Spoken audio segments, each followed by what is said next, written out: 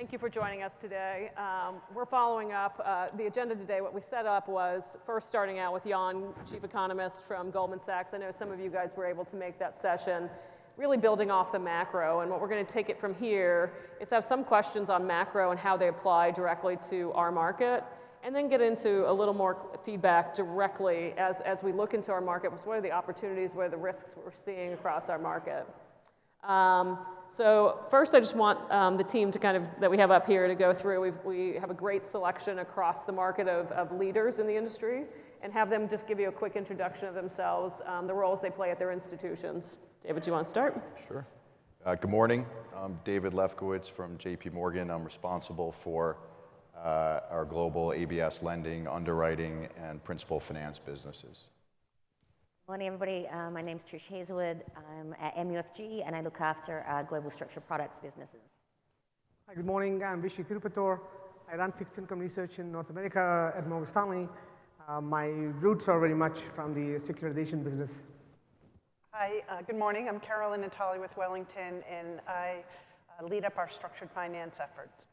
Hi, my name is Marty Young. I'm from Goldman Sachs Global Investment Research, and I cover U.S. structured products, RMBS, CMBS, and ABS. Terrific. So as I said, we're going to start off talking a little bit of macro and how we see that might be impacting our market, taking it down from what Jan just talked about. So starting that out, Vijay, clearly the volatility yesterday in the market is something that we'd be remiss of not covering today.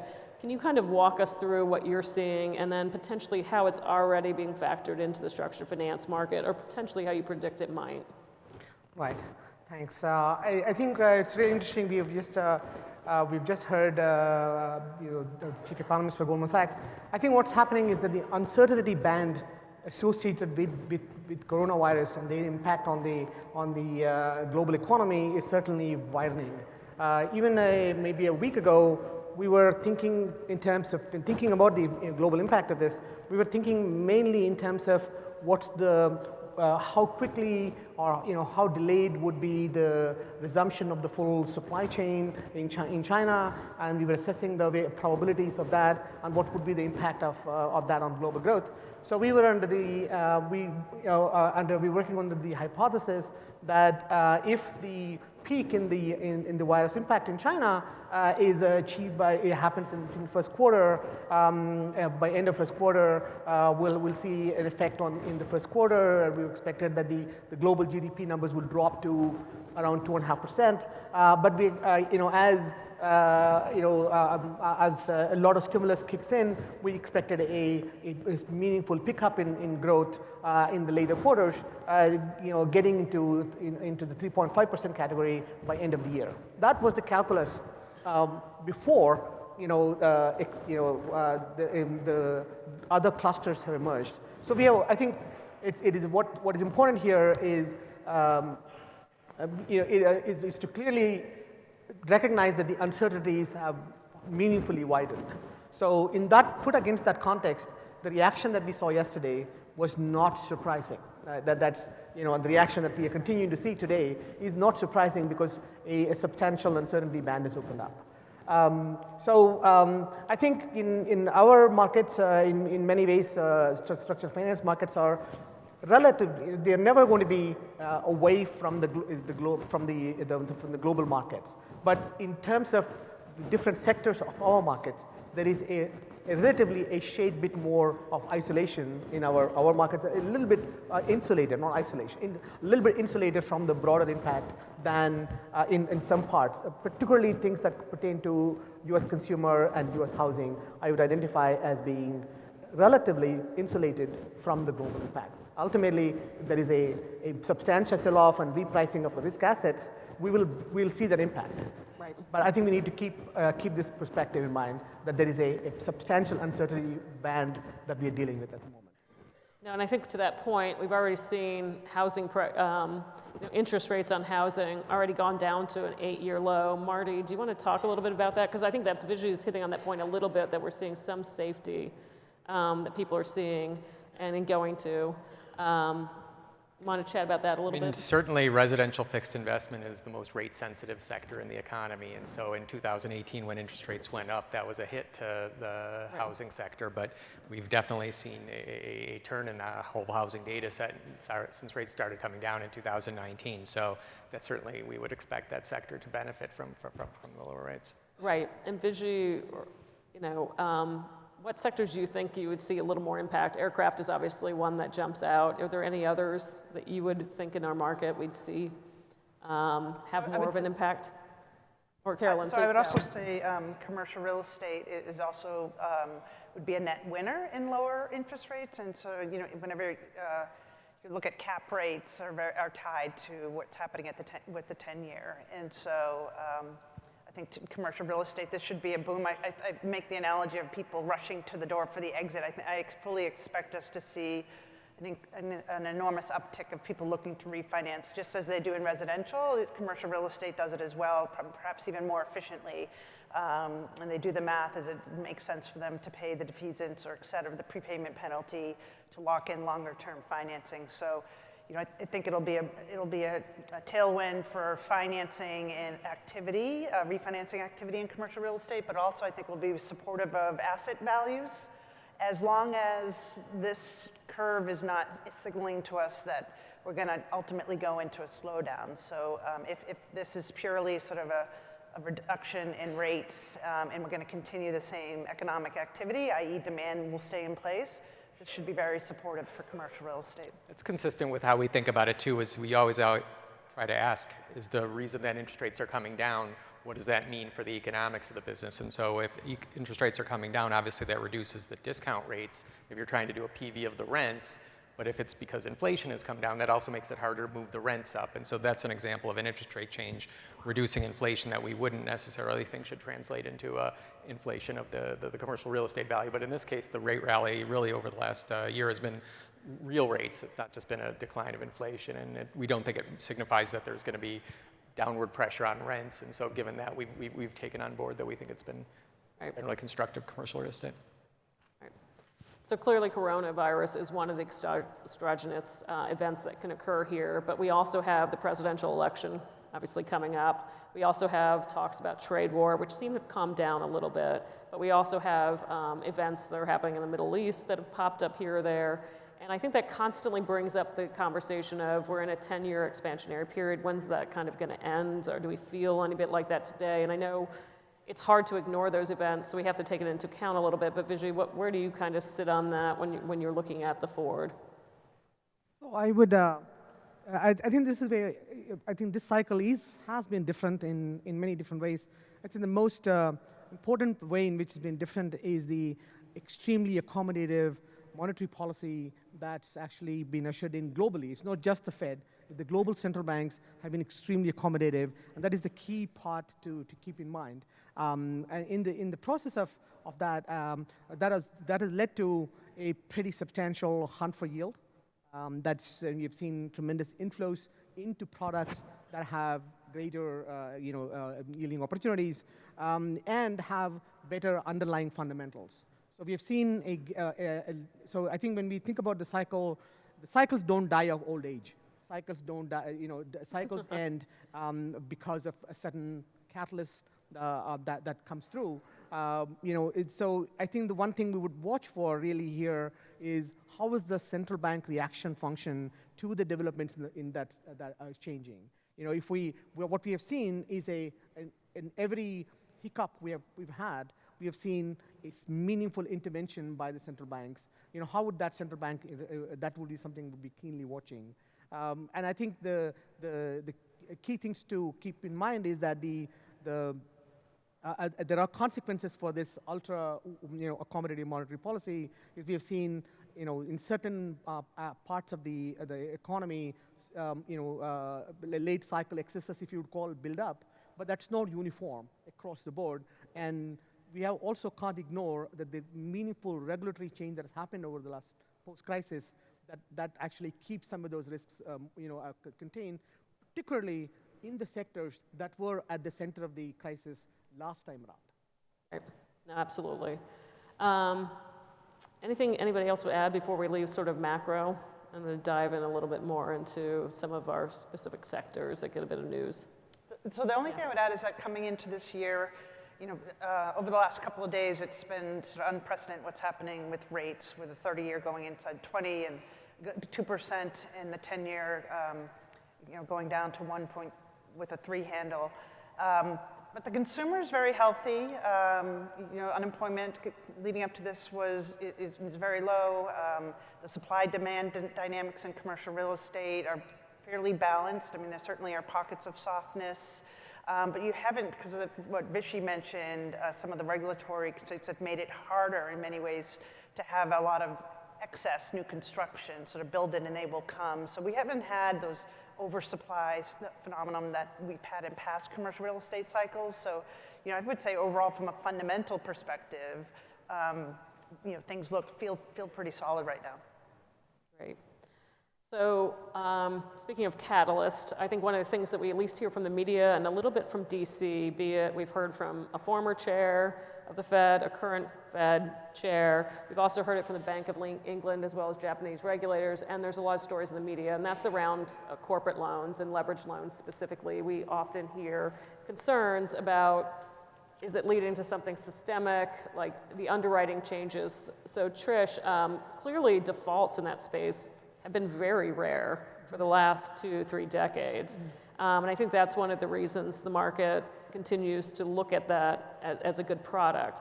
How do you see the underwriting and the changes we have seen? Because there clearly has been an increase in cov lights, also the mix of loans that are being put in.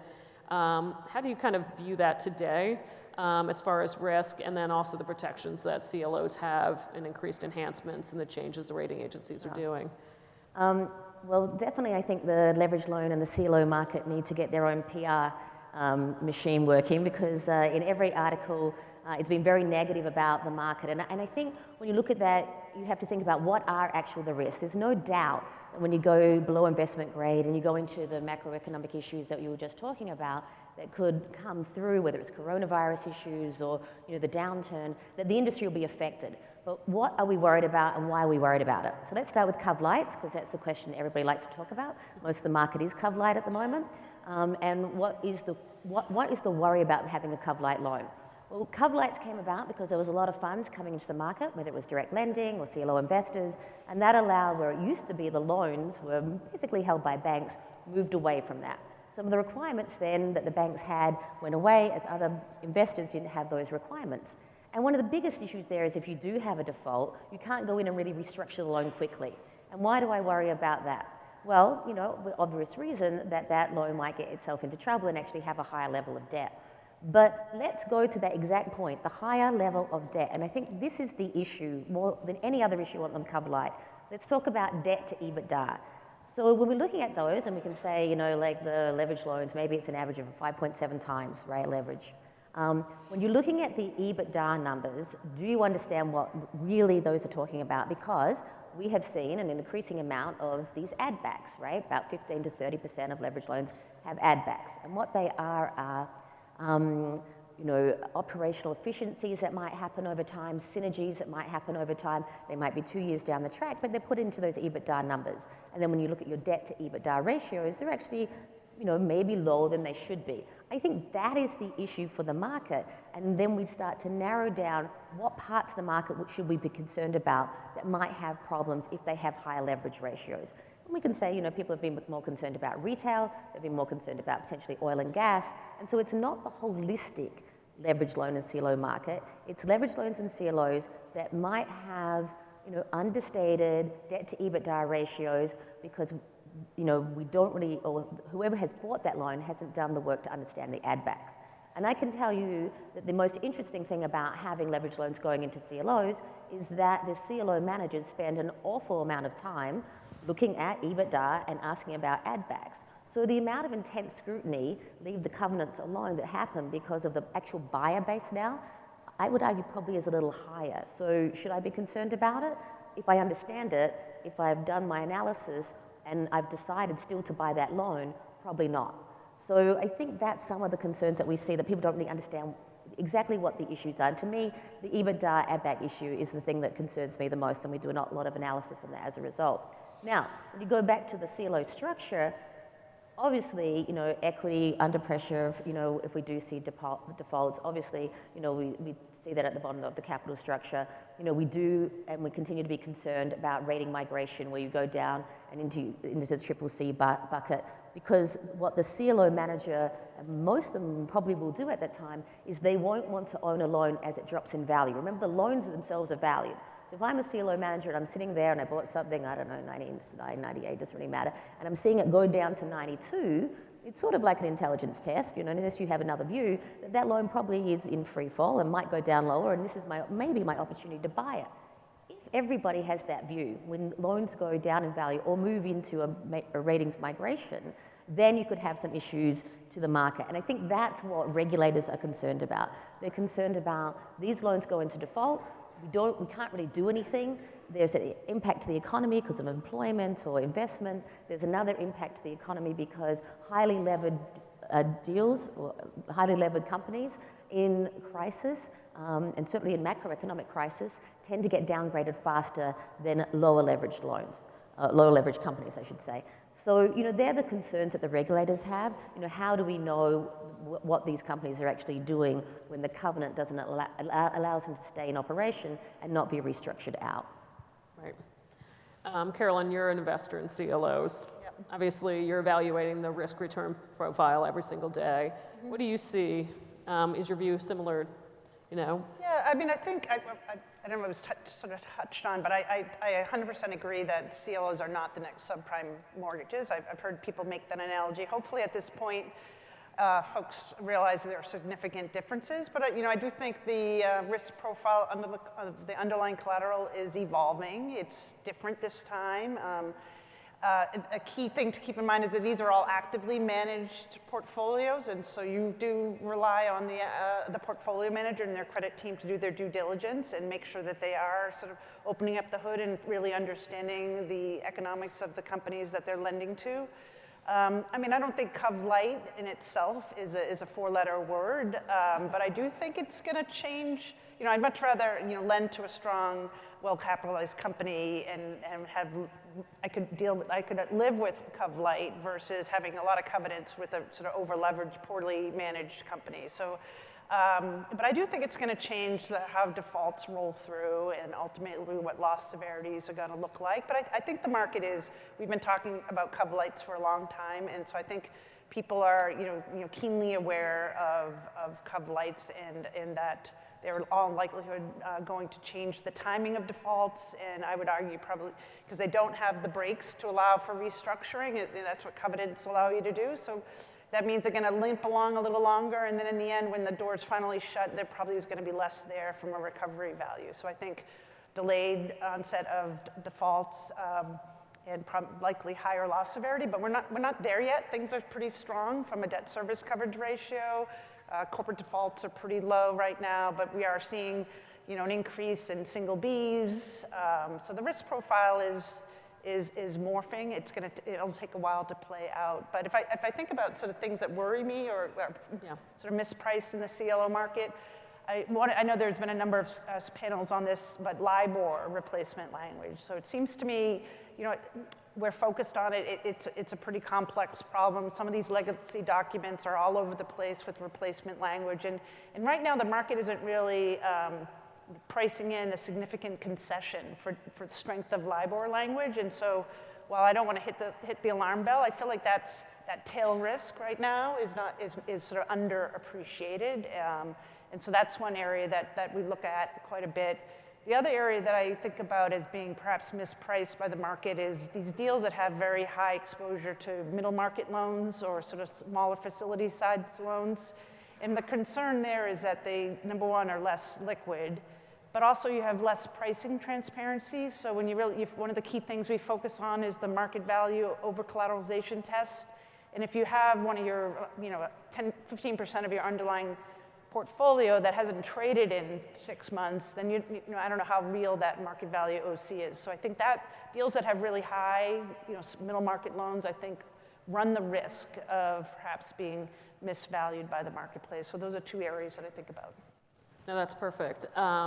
Marty, can you talk a little bit about the middle market loans versus, because I think some people in the audience probably aren't as familiar with the distinctions, and I think it's an important one to walk It through. represents about 10 to 15% of the CLO market this year, and it refers to loans to companies that are smaller earnings, maybe 50 million or lower of EBITDA, and even they would make distinctions between high middle market and low middle market, getting to the much smaller even companies. And so they look different. I mean, they have more covenants, for example, that maybe the competitive dynamics between lender and borrower is a little bit different in the middle market. And so they're able to get more covenants on that side, which you would put on the positive. But on the other hand, the historical default rates on the middle market loans are higher historically than on the broadly syndicated loans that go into a typical CLO. So in terms of the relative risk return, the sort of the trade-offs are you get more covenants on the middle market side, and just the loan spreads on the middle market loans are wider, and so that allows for deeper credit enhancement and wider spreads to the bonds. But then trading off against that is the difference in sort of just the price transparency you can inherently get on these smaller companies. Right, and I think something that I often hear from folks is, you know, we have so many different protections that have been put in place since the crisis, both by the industry itself as well as regulations. And folks feel like, I've heard this a lot from Nancy Mueller-Handel at MetLife, that these protections have really, you know, created for the next downturn to not see the volatility we've seen in the past. David, do you kind of agree with that? What do you see as the most value that we've seen change-wise since the crisis in our market? Yeah, I think there have been a number of changes made. I think some of them have been very positive for the market. Some of them maybe have not had the impact that was hoped when they were put into place.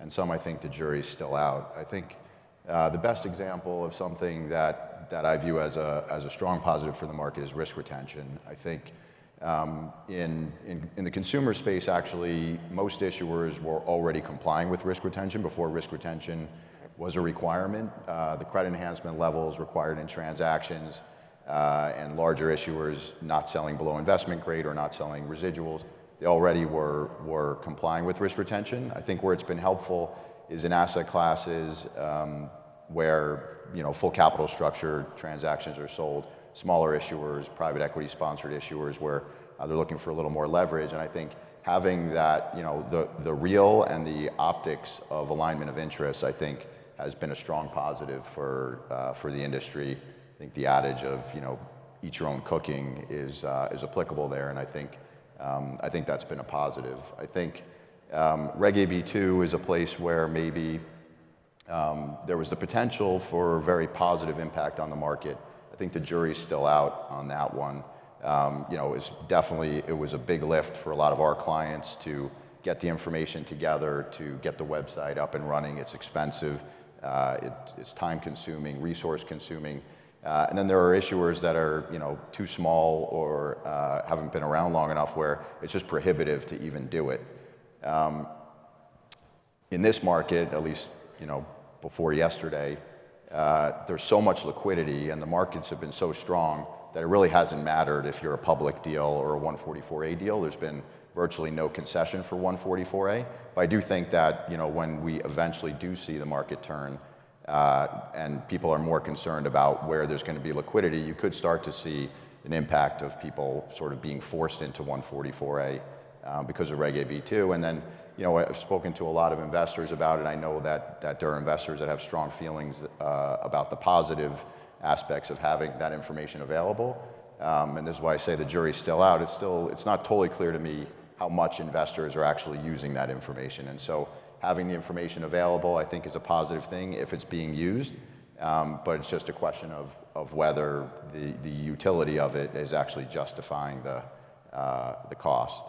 I think another place where, you know, maybe it hasn't worked out quite the way people thought was 15G and 17G5. I think 15G, from what I've seen, is used primarily by us and our competitors to see when deals are coming that maybe we weren't aware of. And that's probably the only thing it's really being used for. And that wasn't the purpose. Yeah, that was not the purpose. And 17G5, you know, again, a great idea. We just haven't seen the information utilized by rating agencies to provide unsolicited feedback. And so I think that's also one where there is a cost to these things.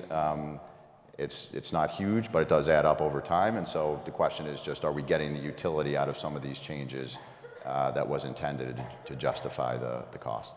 Yeah, and I mean, the SEC obviously came out and asked a request for, comment regarding specifically RMBS, Reg AB2, and the fields there. They obviously kind of stopped midway because we have loan level required on auto, CMBS, RMBS, but then there's a lot of other asset classes where they didn't quite finish it up, I would say, and maybe that was okay, but they didn't go back and revisit the ones they did decide. For example, with auto, I've certainly heard from a lot of auto issuers feeling like, why us? Carolyn, from your perspective as an investor, have you felt the additional disclosure has been helpful? Do you think it's gone a little further than it's needed to?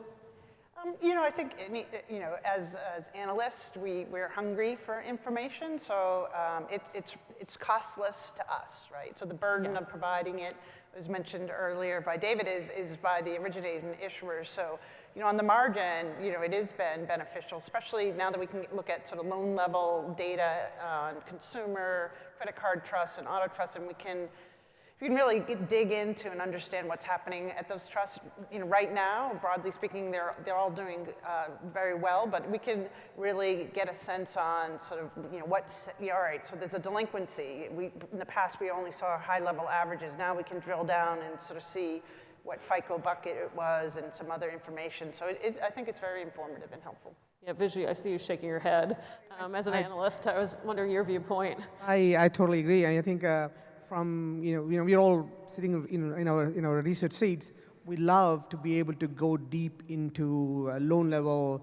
Look, a few years ago we couldn't have actually done transitions from performing to non-performing and get a deeper understanding of how that's happening in a lot of the consumer sectors, which we are now able to do.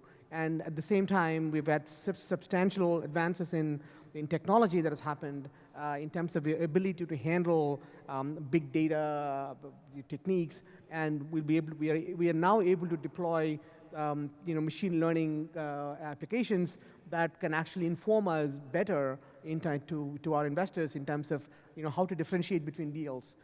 Not all deals are the same, and how to identify relative value. All of those things are made possible because we have greater granular loan level information.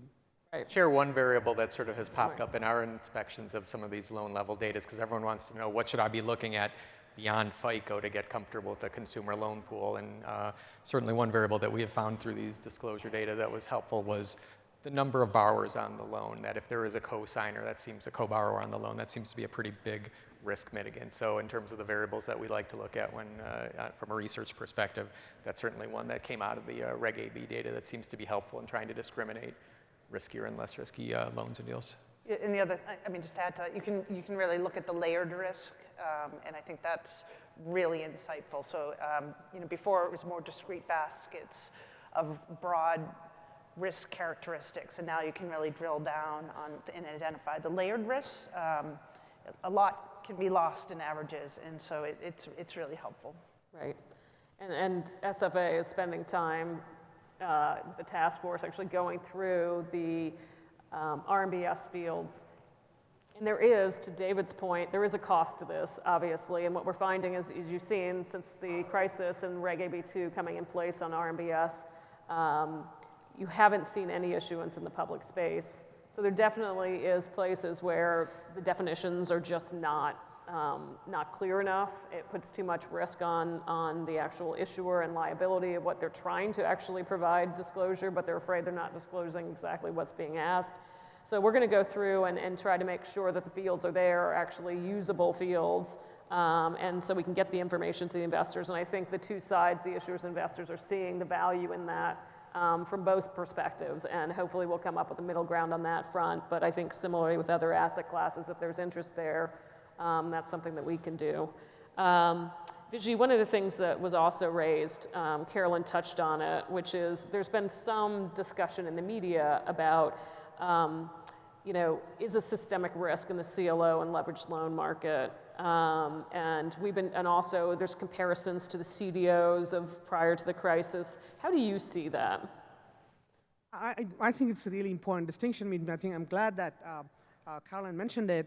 I think without undermining any of the risks that various people have talked about within the loan market, they're all there. But I think it's important to distinguish between what CLOs are and why CLOs are very different and not ABS CDOs. They are not securitization of previously securitized structures the way ABS CDOs were. They are clearly diversified. Sectoral exposure is clearly diversified across 30+ sectors, unlike in ABS CDOs, which were really linked to housing credit. There is so the extent of structural leverage that a securitization of previously securitized structures gives is very different, and it's important distinction must be appreciated.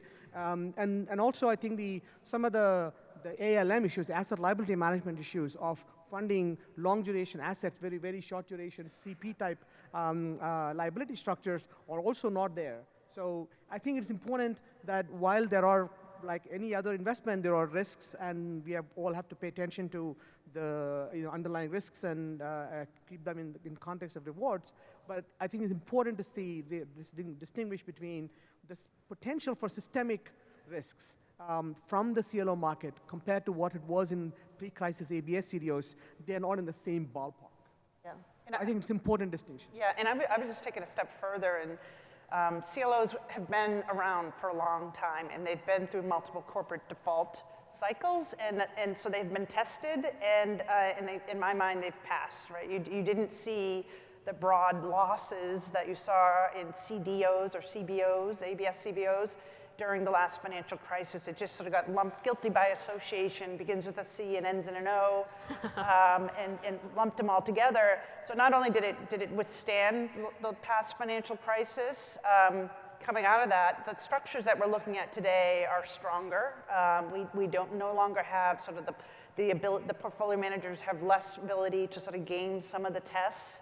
And that could be I'm sure that's a whole nother panel in of itself, but I think we're all in agreement on that those CLOs are not the culprit here. And just to add to this point, because it's constantly a question we get asked, CDOs were down in credit, subprime slices put together and moved up into the rating spectrum. And the CLOs are first lien, diversified pools, which even in the crisis, because we have track record, which is great, even when we looked at AAAs, went from par to 68 over 9 months and rebounded to par, back to par in 3 months. That was during, the worst crisis that we've all experienced. So, to everybody's point, I couldn't agree more, and I do think we get caught up in the fact that it starts with a C. So. Right. I think another headline that we often get, although it's CLOs have maybe taken it over slightly, although I did get a call from a Wall Street Journal reporter not too long ago about subprime auto. How should we look at that? Obviously, when we look across asset classes, delinquencies have been continue to be relatively flat and at, close to all-time lows. Auto, especially on the subprime side, we have seen increases in delinquencies. What's your view currently on that market? Yeah, so I think Carolyn mentioned before that CLOs are not the next subprime crisis. I think subprime autos are also not the next subprime crisis. Auto is a very big focus for us, and we monitor the headlines. We get questions about it all the time. I think about it two ways. One, just on the data broadly, and then the impact on ABS and the ABS structures. I think some of the headlines maybe are sensationalizing a little bit what are marginal changes in performance, maybe to sell newspapers or something, but either the numbers are out of context, like the article that talked about the number of loans that are delinquent versus 10 years ago, without taking into consideration the fact that the auto sector was $750 billion 10 years ago. It's almost $1.3 trillion today. Even if things had improved, you'd still see more loans as a number that are delinquent. We talk to our issuer clients all the time, and universally, I can tell you that we hear from nobody this is the right time to get aggressive and really expand the buy box and buy growth. Everybody is being cautious, and we look at metrics of the loans that are being underwritten. We're not seeing increases in PTIs, we're not seeing increases in DTIs, we're not seeing increases in LTVs, and even the performance changes have been marginal period over period. From 2014 to today, if you look at performance overall, you clearly see a trend of delinquencies up. Not up like materially, but up. But that hasn't been a constant march straight up. There have been periods where delinquencies have increased a little bit and periods where it's come back and decreased a little bit. You know, we're in the 11th year of an expansion. Coming out of the crisis, you had people getting very, very careful and probably tightening their buy boxes a lot. So it's not crazy to think that in the 11th year of an expansion, in a very strong economy, good employment, people feeling good about the consumer, that people could be expanding, could have expanded the buy box a little bit over periods of time. But again, the changes have been really marginal period over period, and we're not seeing anything that really concerns us. I think the two headlines that we're seeing, that we're following very closely and that do concern us, one is just the increasing term on auto loans. I think auto loans today on average are about 70 months. We see, you know, more use of 72-month loans and even some lenders offering 84-month loans. You can see how we got here. The move to SUVs, the increasing technology in cars has made them more expensive, and so increasing term is a good way that you can still get somebody into that new car. I also remember 10 years ago, and anybody that was following the auto sector 10 years ago probably felt the same way when we started to see 60-month loans come out. We all were freaking out, and we were very nervous that that's going to be like the end of the auto industry. They're all going to default, and actually ended up being okay. That's not to say like we're totally sanguine with 72 and 84-month loans. We are watching it, but we're not seeing materially deteriorating performance on those longer-term loans. The other headline that we see that is very concerning to me, I think it's bad for the consumer, and it potentially has an impact on auto transaction performance, is this bad cycle we've gotten into, I think, of people trading out of their cars before the loan's paid off, the loan's underwater, and the balance is getting rolled into the new loan. Where you would see that is an increasing LTVs, and at least for the issuers that are, the lenders that are ABS issuers and that we lend to, we're not seeing LTVs increase. So it's definitely clear it's happening. It's not clear how much it's happening, but that's something we're watching very closely, and if we started to see LTVs march up, I think that's something you could point to as being a concern. In terms of ABS auto structure and lending, deals are very well structured. They continue to be well enhanced. The enhancement is based on what I think are, you know, reasonable to conservative loss assumptions with multiples applied to that in order to achieve the desired ratings. And then you also have the sequential pay structure of auto transactions where leverage decreases over time and the subs are naturally upgradable. So I guess, you know, from where I sit, we don't see anything that's really concerning at this point. We're watching it closely, but as of today, you know, the consumer is in a good place, and we think autos are a good sector. Right. A distinction we see between subprime auto and legacy subprime mortgage is that the risk seems to be priced up front a little bit more accurately. Today's subprime auto, the interest rates being charged to consumers are 18%, 19%, 24% in some of the deep subprime deals, and so that's what allows to build up this big layer of credit enhancement, and it's partly, it can absorb a lot of losses, these kinds of interest rates, and it's why the mezzanine bonds in these deal structures have, if anything, been upgraded over time, even as delinquency rates have been high. So there may be social issues with, you know, these very high interest rates that are being charged consumers, but in terms of the safety of the deal structure, it helps absorb a fair amount of losses. Right. I heard the word ratings, and we have just a little bit of time left. I want to touch on this since Jessica Kane was here yesterday, who's the director of the Office of Credit Ratings, and Wall Street Journal had an article based upon her speech here yesterday in the news this morning. We have just a little bit of time, so I wanted Carolyn to turn it a little bit to you. Clearly there's a question around that she threw out yesterday around 17G5, which David touched on too, and the cost of that, and has it really met the purpose of what it was supposed to do? We had a closed door meeting yesterday with the investor group and the issuer groups, and one of the things that came up was not only has it not been effective, I think that's consistent across the board, but there was concern of, was the purpose actually the right purpose? So the purpose was laid out as competition will help improve the rating quality.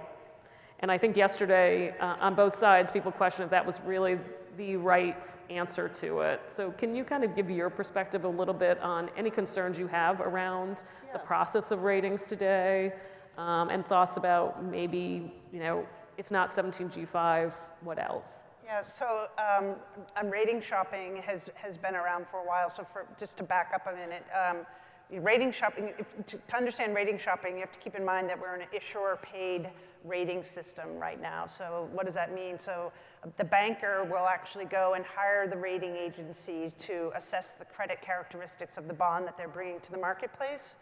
The rating agencies only get paid, if the banker selects them. So there's an incentive for the rating agencies to put forth the highest ratings feasible. I mean, so that's the inherent conflict of interest that the SEC, coming out of the financial crisis and Dodd-Frank, tried to adjust, in my mind, with some of the new regulation. It's a complicated topic. There's been, the SEC has written a number of white papers on it, and in the end concluded that they don't necessarily have the answer on how to move forward. And so we did have this meeting yesterday. From my perspective, I think rating agencies, as much as people can, poo-poo them, is that they were, at the heart of the financial crisis for rating inflation. They serve a significant purpose in capital markets. And having said that, it's one of many things that investors look at. When most large investment shops, it was clear, are doing their own independent rating assessment. But rating agency, public ratings is sort of the common language, if you will, on what we use as we invest money for third-party clients, is starting assessing what our investment mandate is. What type of credit quality, risk profile does that client want to take? So rating agencies, I hope, are here to stay. I think they're an important part of the capital markets, but I do see sort of that inherent economic model that creates these incentives that don't necessarily bring forth the most accurate rating possible. And so rating shopping is simply when the banker goes out and they know everyone's rating methodology, and they'll, based on the characteristics of their deal, they'll hire the rating agency that's going to give them the best ratings. And so, I don't think the answer, it's widely acknowledged that this is a conflict of interest and that the economic model is flawed. I think one of the areas that was brought up the other day that I think might help address it is to make unsolicited ratings easier to do and less financially burdensome for the rating agencies to do. So what does that mean? There's a lot of ways that could come to play, but perhaps requiring the rating agencies on a rotating basis, if they're not on the deal, that they're required to opine on how they would have rated it. So that's one of the areas. I think that unsolicited ratings is one of the areas that I think there was a wide range of ideas. That's one of the areas that I think will help sort of bring a light to these rating shoppings. And if other rating agencies would say this is actually a single A credit, and one other rating agency says it's AAA, well, that's going to bring to light some of the bad behavior. Right. Marty, I saw you shaking your head at the importance of the ratings, because I think ratings have been de-emphasized as far as in regulatory capital rules, and clearly investors are doing their own homework, but it is a really important functioning of the market to keep it efficient and keep costs down, bringing out some transparency as well.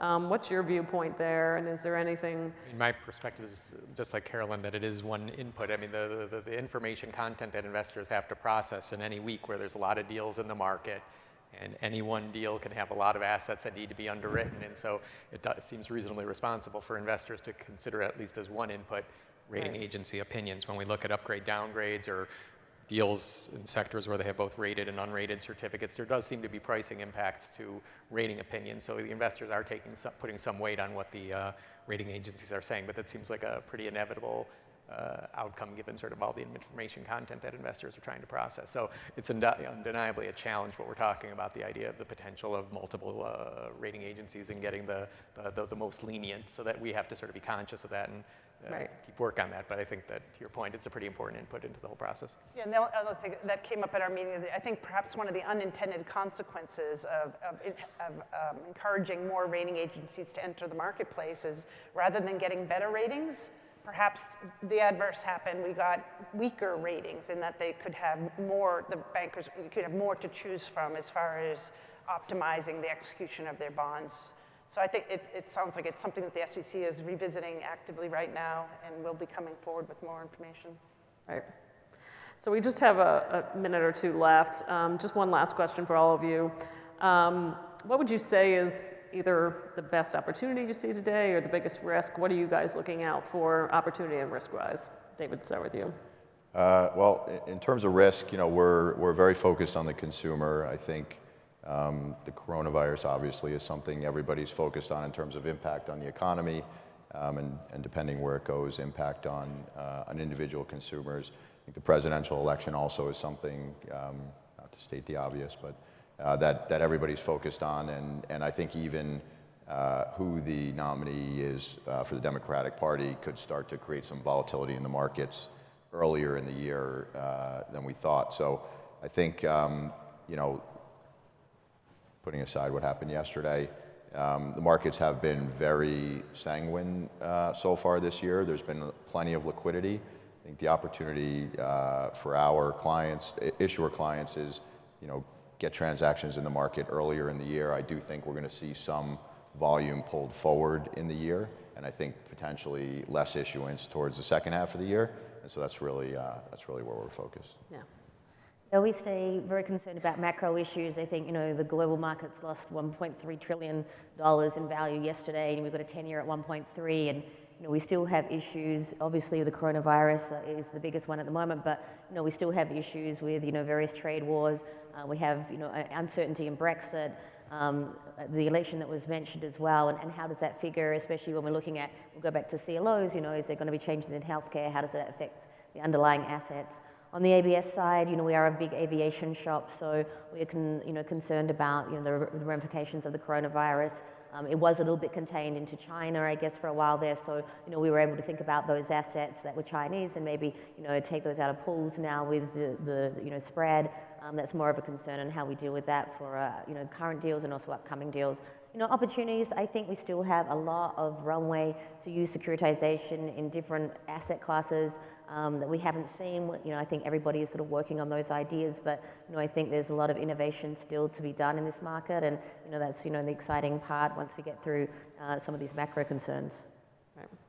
I would say I would agree with some of the concerns and risks that my colleagues have raised here. I would add to that the thing that I would be very concerned about and paying a lot of attention to is how the central bank reaction function to the development in the economy changes. And we have gotten used to a certain reaction function, and if that reaction function is really a post-crisis reaction function, and the change of that is something we'll be focused on very much. In terms of the opportunities, I think U.S. residential housing credit, everything related to U.S. housing we think is a great opportunity. It remains an opportunity. It has the strongest fundamentals across various sectors.